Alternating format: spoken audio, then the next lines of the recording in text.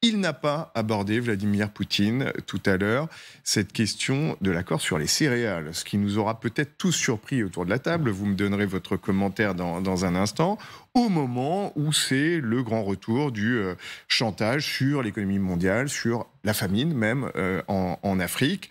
On a appris que cet accord vital qui devait être reconduit ce soir, qui a permis quand même en 2022 d'exporter 33 millions de tonnes de céréales, ne le sera pas. En tout cas, c'est la déclaration. On va d'abord voir les grands enjeux avec les indispensables de Christophe Carnino.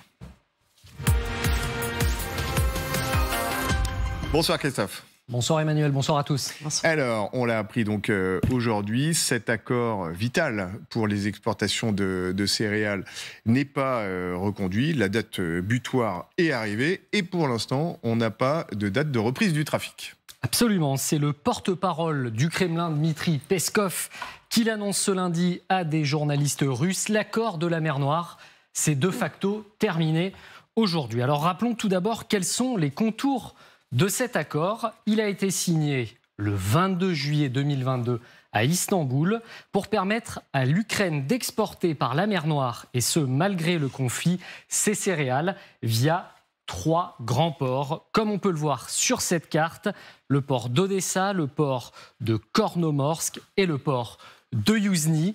Et là, ce sont les Russes à partir d'aujourd'hui qui vont bloquer l'exportation des céréales ukrainiennes. Mais avant cela, il y avait une exception qui était laissée par les Russes pour faire un corridor humanitaire nécessaire qui permettait donc de laisser passer des millions de tonnes de céréales à destination des pays les plus pauvres, notamment en Afrique. Cette année, un chiffre, ce ne sont pas moins de 33 millions de tonnes de céréales qui ont été exportées cette année. Alors, officiellement, à partir d'aujourd'hui, comme on le disait, plus aucune de ces céréales ne peut quitter ces ports. Une grande partie de la communauté internationale demande à la Russie de rétablir cet accord. Paris, par exemple, exhorte à revenir sur sa décision.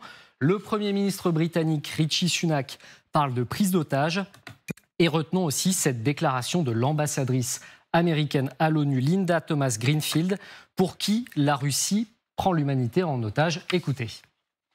Russia has dealt another blow to the world's most vulnerable, this time by suspending its participation in the Black Sea Grain Initiative. This is really another act of cruelty.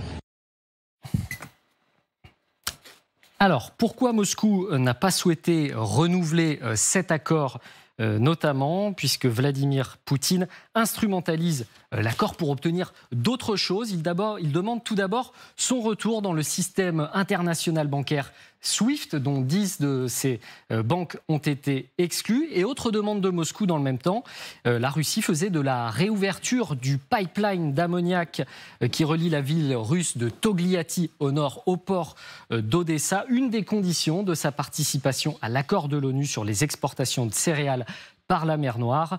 Moscou qui accuse Kiev, on le rappelle, d'avoir saboté ce pipeline le 7 juin dernier. Un pipeline qui permettait d'ailleurs à la Russie d'exporter plus de 2,5 millions de tonnes d'ammoniac par an, un ingrédient clé pour ses engrais. Malgré tout, cette décision n'est pas irrémédiable selon le Kremlin, puisque son porte-parole Dmitri Peskov laisse la porte ouverte à un renouvellement de l'accord, mais sous condition. On l'écoute. Bugün yapılan açıklamaya rağmen Rusya Federasyonu Devlet Başkanı dostum Putin'in bu insani köprünün devamını istediğine inanıyorum. Alors la traduction de Dmitri Peskov, c'est dès que la partie de l'accord sur la mer Noire concernant la Russie sera satisfaite, la Russie reviendra immédiatement à l'accord sur les céréales. Autre personnage clé qui s'est exprimé aujourd'hui, c'est Recep Tayyip Erdogan, notamment un personnage clé sur ce plan de négociation des céréales qui pense que la situation pourrait se décanter rapidement. Merci beaucoup Christophe.